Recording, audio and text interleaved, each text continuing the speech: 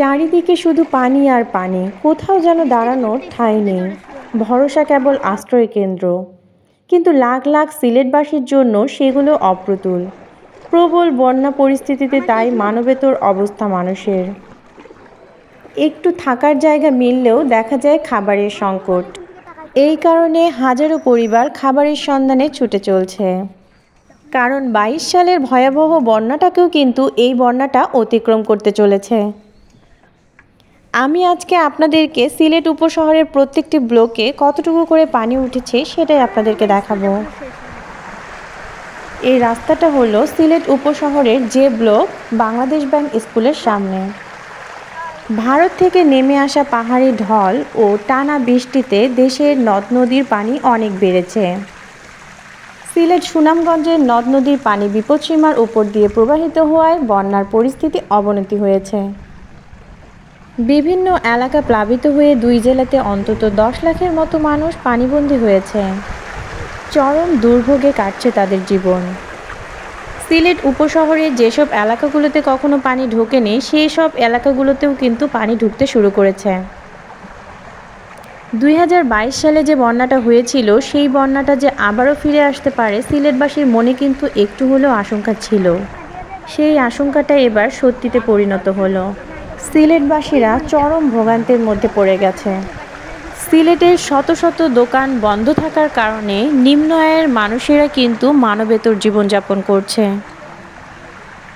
এখন কিন্তু বেশিরভাগ মানুষই চলে যাচ্ছে আশ্রয়কেন্দ্রের দিকে। দুর্গত অসহায় এসব মানুষ তাকিয়ে আছে সরকারি বেসরকারি সহায়তার দিকে।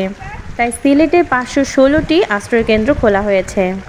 সিলেট উপশহরের থেকেও কিন্তু সুনামগঞ্জের বন্যাটা আরও বেশি ভয়াবহ। সুনামগঞ্জে কিন্তু এখন নৌকাও চলাচল করছে। নৌকায় করে মানুষ তাদের প্রয়োজনীয় আসবাবপত্র নিয়ে আশ্রয় কেন্দ্রের দিকে ছুটছে। সিলেটের 2 জেলার পর্যটন কেন্দ্রগুলো কিন্তু এখন বন্ধ করে দেওয়া হয়েছে। সিলেটের 2 জেলার পর্যটন কেন্দ্রগুলো বন্ধ করার ফলে কিন্তু সেখানকার হোটেলগুলো এবং আরও কিছু ব্যবসায়ী যেগুলো রয়েছে সব ধরনের ব্যবসায়ী কিন্তু কোটি কোটি টাকার লস হচ্ছে। এই পানিগুলো যে দেখছেন এগুলো কিন্তু শুধু টানা বৃষ্টির পানি নয়, এগুলো ভারত থেকে নেমে আসা পাহাড়ি ঢল এবং টানা বৃষ্টি দুটোরই পানি। এই পানিটা কিন্তু একদমই পরিষ্কার পানি নয়। এই পানিটাতে কিন্তু অনেকেরই এই বন্যার মধ্যে সম্ভাবনা আছে অসুখ বিসুখ হওয়ার। আর অসুখ বিসুখ হলে মানুষ কোথায় যাবে? নিশ্চয়ই যাবে হসপিটালে। কিন্তু এই ওসমানী মেডিকেল হসপিটালের অবস্থা এতটাই খারাপ যে রোগীগুলোও পানিতে ভাসছে। কারণ সিলেট ওসমানী মেডিকেল কলেজটাও কিন্তু পানিতে ডুবে গেছে। নিচতলায় যত রোগী আছে তারাও কিন্তু পানির মধ্যেই রয়েছে।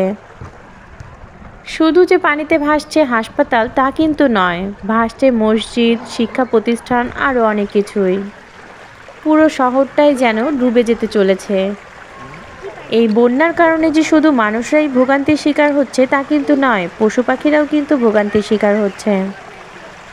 কারণ যাদের গরু ছাগল রয়েছে তারা আশ্রয়কেন্দ্রে যাওয়ার সময় কিন্তু গরু ছাগলদেরকে নৌকায় চড়িয়ে নিয়ে যাচ্ছে আশ্রয়কেন্দ্রে।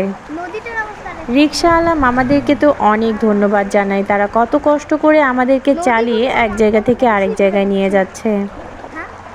তারা যদি না থাকতো তাহলে আমাদের কি অবস্থা হতো একবার ভেবে দেখুন তো। রিকশাওয়ালা মামারা কিন্তু শখ করে রিকশা চালাচ্ছে না, তারা কিন্তু পেটের দায়ে চালাচ্ছে। কারণ তারা দিন আনে দিন খায়। যত রকমের নিম্ন আয়ের মানুষ রয়েছে সকল মানুষেরই কিন্তু দুর্ভোগের সীমা নেই। পেটের দায়ে কিন্তু বাসায় কেউই বসে থাকতে পারছে না।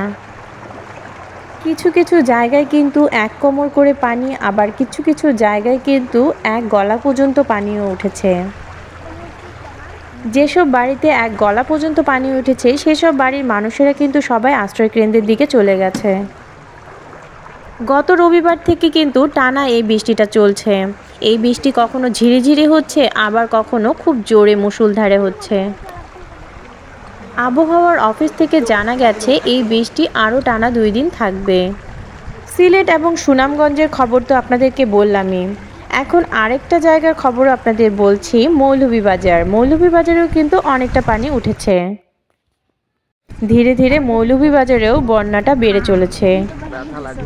ভারতের চেরাপুঞ্জিতে একদিনে 395 মিলিমিটার বৃষ্টিপাত হওয়ায় হু হু করে এপারে সব নদীতে পানি বেড়ে গেছে। জীবিকার তাগিদে কিন্তু সকল মানুষকেই বের হতে হচ্ছে বাইরে। এই বন্যাটা কিন্তু অবনতির দিকেই যাচ্ছে, উন্নতির দিকে কিন্তু একদমই যাচ্ছে না। কারণ আকাশের অবস্থাটা কিন্তু এখন পর্যন্ত ভালো নয়। কারণ আবহাওয়াবিদ তো বলেই দিয়েছে টানা 2 দিন কিন্তু এরকম আবহাওয়া থাকতে পারে। আমি এখন যে রাস্তাটা আপনাদেরকে দেখাচ্ছি এটা কিন্তু রোজ ভিউ পয়েন্টের একটু আগেই। এই রাস্তা দিয়ে কিন্তু একটু গেলেই রোজ ভিউ পয়েন্ট, কিন্তু আমি রোজ ভিউ পয়েন্ট আপনাদেরকে দেখাতে পারবো না। আজকের মতো আমার ভিডিও এখানেই শেষ করছি। পরবর্তীতে বন্যা পরিস্থিতি কেমন হবে সেই ভিডিও নিয়ে কিন্তু আবার আপনাদের সামনে হাজির হব। ততক্ষণ পর্যন্ত সবাই ভালো থাকুন, সুস্থ থাকুন, আর সিলেটবাসীর জন্য অবশ্যই অনেক বেশি দোয়া করবেন।